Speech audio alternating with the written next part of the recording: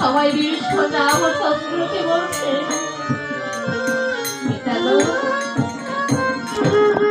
এই লক্ষণকে সুস্থ করতে হলে আগে আমাদের লঙ্কা থেকে সুসেন বর্তাকে আনতে হবে।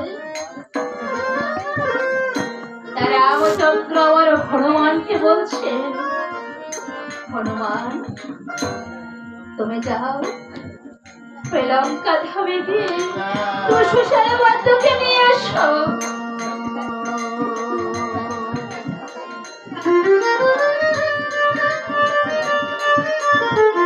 এবার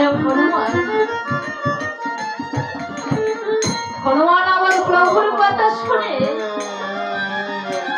লঙ্কা ধামে গিয়ে সুসেন বর্তার কাছে গিয়ে বলছে, ওরে বর্তারাজ, আমার প্রভুর ভাইয়ের জীবন যে সংসার,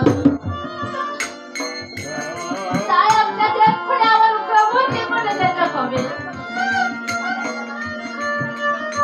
এবার হনুমান আমার সুসেন বর্তাকে সাথে করে নিয়ে প্রভুর নিকটে উপস্থিত হয়েছে।